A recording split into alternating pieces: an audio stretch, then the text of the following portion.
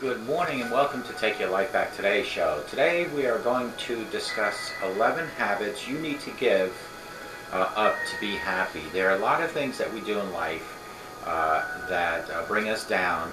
You could have a job where you have either a boss or employee constantly knocking you, giving you negative feedback, and that could bring you down. So you need to get in the habit of trying to overcome that. It could be a friend, it could be a family member, it could just be society itself sometimes. These 11 habits you need to give up to be happy will be discussed today on Take Your Life Back Today show.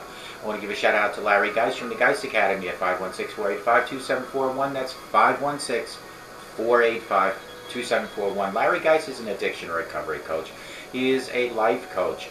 He, like myself, will walk with you step by step from your addiction to your recovery, from your down stages in life, from your depression to happiness, to bring you up.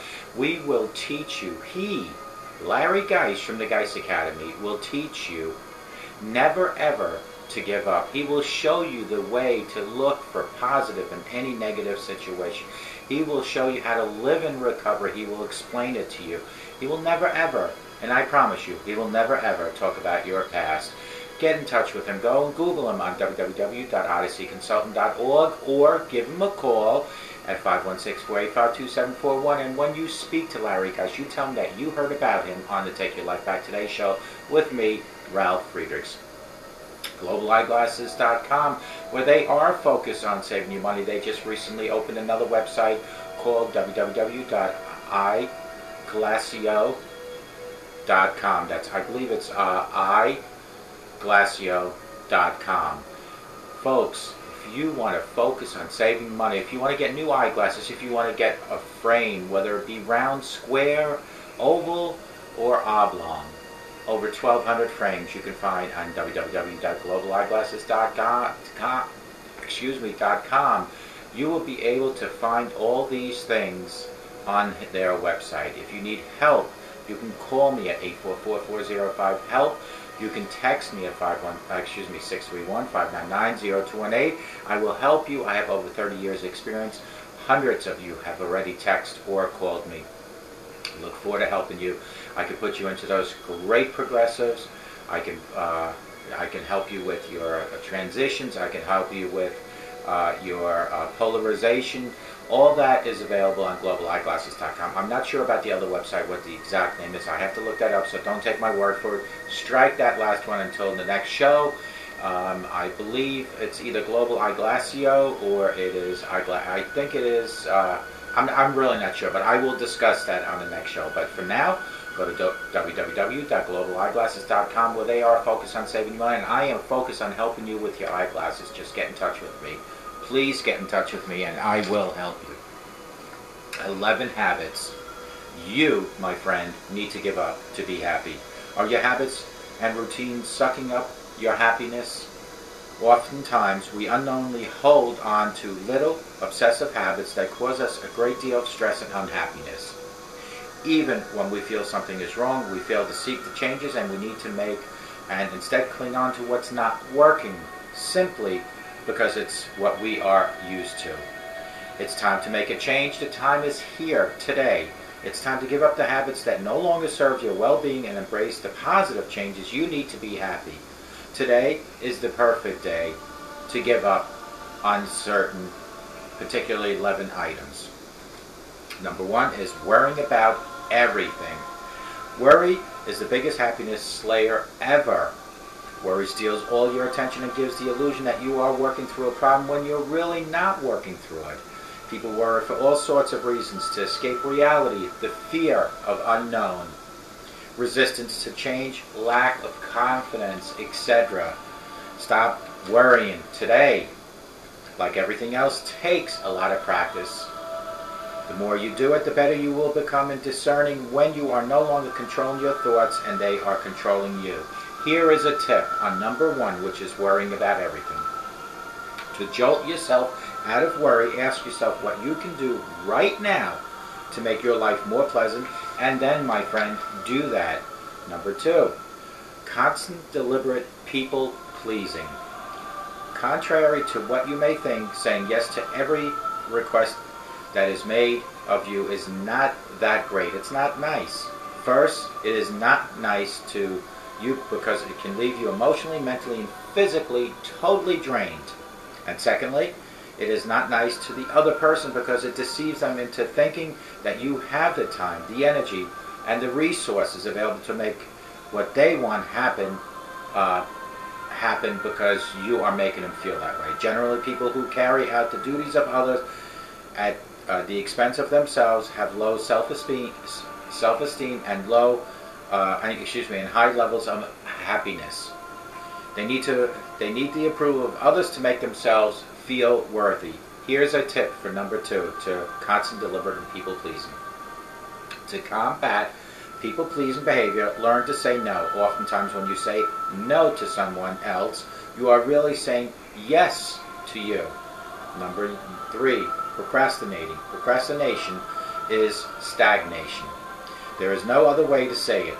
When you procrastinate, nothing good in your life is happening. When we procrastinate for all sorts of reasons. When we are afraid of the outcome,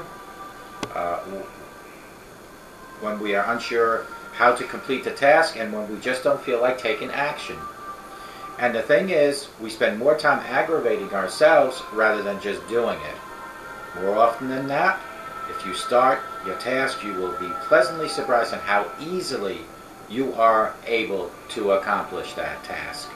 Here's a tip for number 3, which is procrastinating. When you feel yourself getting ready to procrastinate, silently say stop to yourself. Number 4 is living in the past. The past is gone for good, and yet we spend so much time thinking about what happened yesterday at the complete expense of today. Today's just flying by.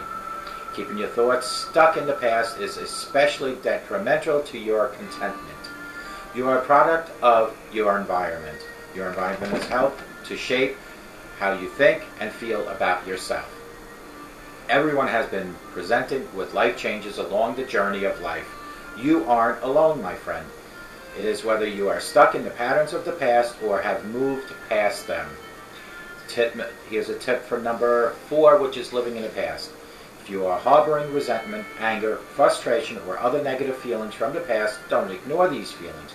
Do something constructive about it so you can move on and stick with the present. Number 5, always looking past the present moment is anticipation of the next. We spend so much time in the moment wanting to be in the next one that we are missing our lives presently. For example, while taking a shower, you might be thinking about a cup of coffee you want to make, and while you're drinking your coffee, you might be thinking of your commute to work. You never consciously present right where you are, and therefore cannot enjoy the moment you are in. The moment we call life.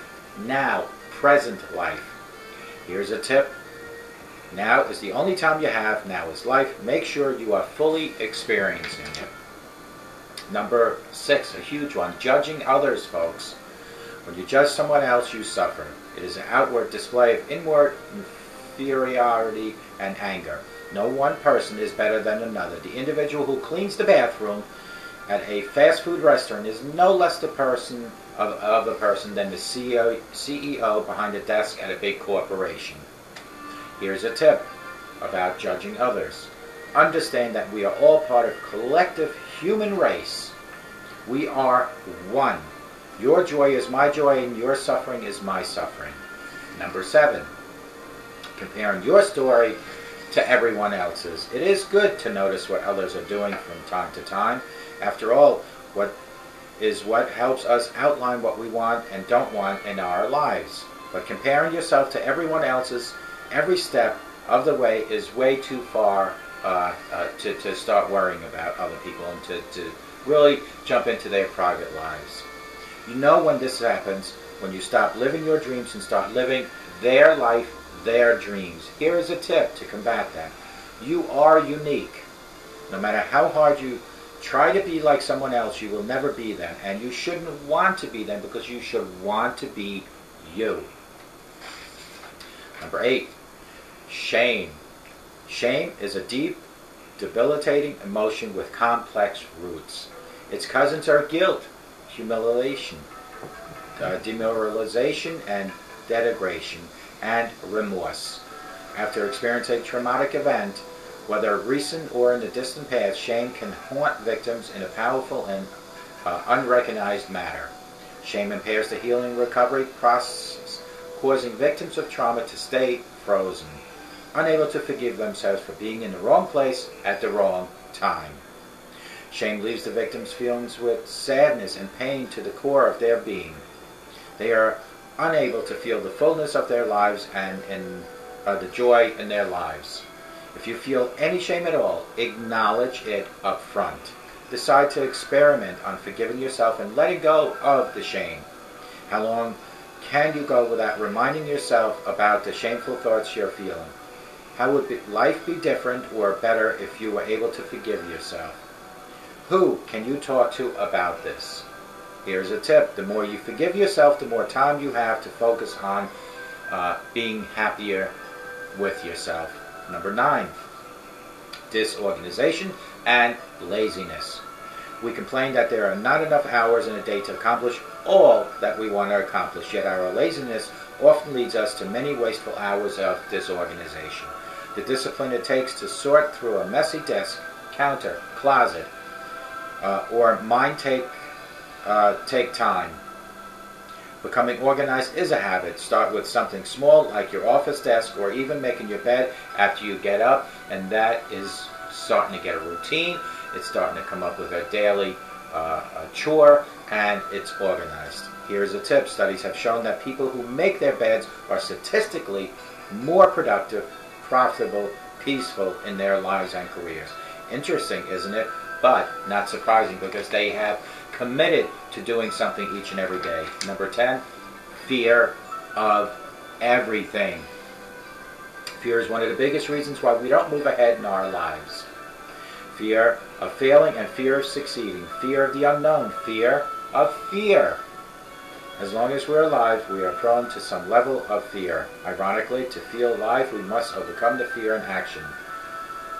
This of course, was now written prior to the Bill Crosby situation, but I'm going to read it because I didn't write it myself. So, as Bill Crosby once said, decide that you want it more than you are afraid of it. Here's a tip to combat fear of everything. Courage is not the absence of fear, but rather the judgment that your happiness and growth is more important than it. Do something every day that stretches your comfort zone and helps you face your fear. Last but not least is number 11, and that is the need to stay busy or to be busy. Busyness is often confused with productivity. There are two different things. Busy is running in place on a treadmill. Productivity is actually getting somewhere worthwhile. These days, technology gives us the constant feeling that there is so much to do and not enough time to do it. We are always connecting to something that wants our attention, or something that could be done. The feeling creates stress. The more behind you think you are, the more stressed out you're going to feel. Stress is not good for you. It makes it difficult to think, connect with others, and associate with the plethora of physical ailments that lead to unhappiness. Tip: stop trying to be busy. Put first things first and give up the rest. Organization, meditation, improved time management and efficiency, and a change of perception are always ways to manage stress. You must learn to let go. Release the excess. You are never able to do that at all anyway. Folks, these are the 11 habits you need to do, that you need to give up to be happy in life. You need to actually never ever give up in life itself. But in order to be happy, you need to somehow separate yourself from people that will bring you down, people that knock you down. Because remember this, no matter who it might be, a co-worker, a parent, a friend, if you get knocked down by a person, you are strong enough to get up. You need to dust your knees and get up and move forward. And as time and time after again that you get knocked down, and if it's the same person over and over again, my friend, it's time to move past that person. Surround yourself with other people in your inner circle. You need to be around positive people to get positive results. That is a given. recap these 11 things. The number one thing is you need to stop worrying about everything. Worry about what you need to worry about in your own life or in your immediate family, like your husband, wife, and children. Everything else is not for you to worry. You cannot carry all the weight on your shoulders in the world. Number two is constant, deliberate people pleasing. You need to say no to people every once in a while. That you have to do. It is okay to please others, but not if it's going to affect you on being happy. Number three is procrastinating. Folks, if you know something has to get done, you need to do it to be happy. I know so many people in my own inner circle, including family members, that will procrastinate on everything. You can never make plans or get decisions made without having to think about it, or without I'll get back to you about it, that type of response I will get, or I'll do it later. Do it now, get it done, and you have later for free time. Number four, living in the past. We cannot live in the past, especially people in recovery. You cannot live in the past. Today is your day. Today and tomorrow. The past is gone. You can't change the past. But folks, no matter who you are in my audience, you can live today and tomorrow, and you can have learned from the past, but you cannot live in the past. The past is gone, folks. Don't live in the past. Number five, always looking past the present moment in anticipation of the next. For example, you're in the shower thinking about your coffee. Why are you doing that? Or while you're having your coffee, you're thinking about your commute to work. Why are you doing that? If you're having your coffee, enjoy that coffee. If you're taking a shower, enjoy the shower. Don't think of anything but how to scrub your body and your hair. And if you're ready for your commute, think about your commute. Don't think about your commute home already. Number six, judging others. Folks, no one, anyone is better than you, or you better than them. For example, this person that's cleaning the bathroom at McDonald's is equal to you if you're the CEO of a company. You are all equal. We are all equal in the eye of God. Number seven, comparing your story to everyone else's. It is good to notice that what others are doing from time to time. After all, that is what helps us outline what we don't want to do in our own lives. Don't compare your stories. Don't. If somebody else is having misery, you don't need to. I mean, here, another example is we have people in our own family, no matter what you've told them that you've maybe experienced in the past, or that maybe that you had a cold or whatever, these particular family members, no matter what, have the identical story, but they always have to do one up on you. Don't compare your story to everyone else's. Number eight is shame. Shame is deep, debilitating emotion and complex in its roots. Its cousins are guilt, humiliation, demoralization and denigration, and remorse. After experiencing a traumatic event, whether recent or in the distant past, shame can haunt victims in a powerful and often unrecognized manner. Please, you need to give yourself time for forgiving yourself and others, and the more time you have to focus on your mind, the happier times you'll have. Number nine, disorganization and laziness. If you get out of your bed, folks, start getting in the habit of making your bed. When you know you have to walk the dog, do it religiously around the same time every day. Disorganization and laziness is cousins with procrastinating. Fear of everything. You need to get past your fears. Get, each and every day, get a little closer into your, out of your comfort zone. Get a little closer out of your comfort zone. Try different new things. If you know that it might get you a little shaky, do a little baby step. Including if you know that the ocean scares you, just swim in the pool in the shallow end to get used to the water, etc. You know what I'm saying, folks. And number 11 is the need to stay busy. You need to be busy in your life. People that just sit around and watch TV all day and eat bags of chips It's not good for their health. It's not good for their mind. My mind constantly has to work. I have to do things constantly. And yes, for people like myself, maybe even you, if you're on the internet too much, that is not considered keeping your mind busy. Busy would be reading. Busy would be doing constructive things, hobbies, writing a book, writing a blog, doing a show like I do. These are all busy things, folks. Folks, it's pretty simple. A sober today, I promise you, will give you a better tomorrow. That is a no-brainer. If you stay sober, each and every 24 hours, time will go by, your recovery will fly, and you'll get more and more set at being a sober person. And if you start thinking positive in your mind, you will probably and most definitely see positive results right away. But the negative thoughts, the negative feelings give you negative results. And all the changes that people tell you to have to make or you should make, and even including myself when I tell you about different changes, remember, all these changes don't happen overnight. They all start with little baby steps, one by one, little steps, and eventually you're going to start seeing things like changes in your life that include health changes, financial, relationships, spiritual. A lot of changes will happen if you concentrate on making those changes, folks. Please teach your children to say no to drugs and alcohol and be the role model that you're designed to be by the eyes in the eyes of God. Your kids look at you as their hero. So if you're going to have to smoke and drink, don't do it in front of them, because when you do it in front of them, you're saying it's okay to do it. Never ever use profanity in front of them. Never ever physically abuse a person in life anyway. What you do in front of your children will do in their future life. Lead by example.